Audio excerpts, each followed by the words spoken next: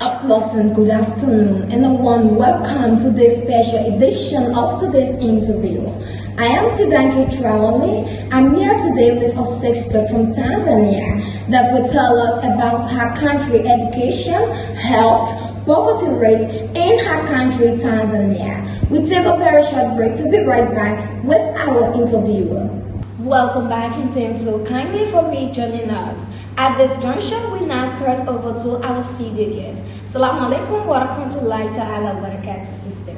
Wa alaikum salam, and thank you, Sister Tija, for having me today. It is my pleasure to be able to join with you in this session today.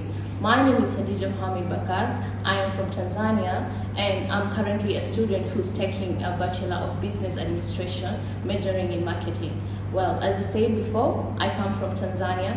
Tanzania is in the east of Africa. This is a region where it's diverse with many other cultures. And basically, I'm from Zanzibar specific. It's a beautiful island from where I come from. What do you think are the greatest challenges students facing today in societies? Well, if I talk about challenges as being a student who was grown up in Tanzania, I can say that the greatest challenge that we face in today's world is unemployment. We are students who finish or graduate 4 years of university or maybe colleges, but after graduating, we are not guaranteed that are we gonna have a life ahead with a secure job or not. So we tend up finishing colleges and depending back on our families because we don't have a place where we will go and secure our lives by getting a better job. We are unemployed.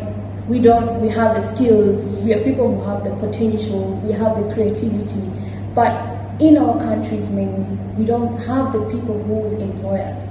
If I don't have a family or somebody who's in a company or like say an industry where they are the managers, I won't be able to get employed.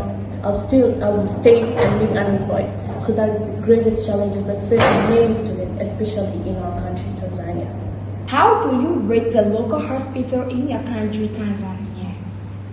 Hospitals. What can I say about hospital in Tanzania?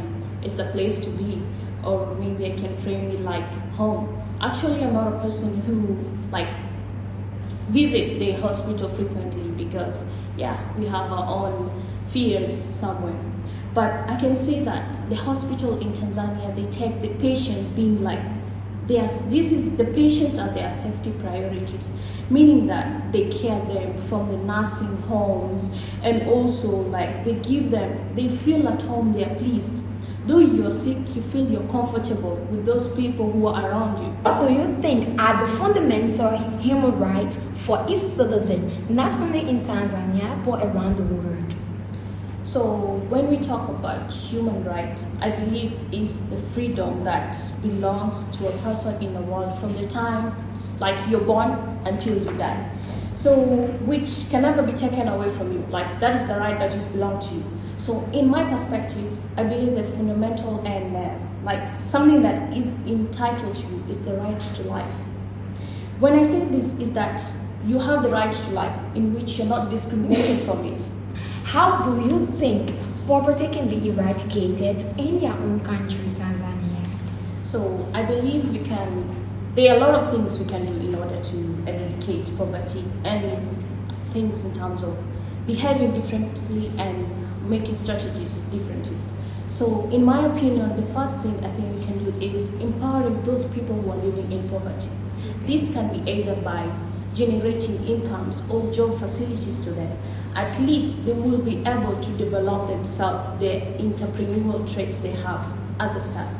And secondly, what I would like to say is that the government should be able to develop or maybe implement programs that will be able to reduce and eradicate poverty in different places, especially in the rural areas. So those are the major things we can do because it starts from home. So once we'll be able to control it as an individual, we'll be able to eradicate it far. That's all. Okay, thank you very much, Sister Khadijah, for this wonderful interview today.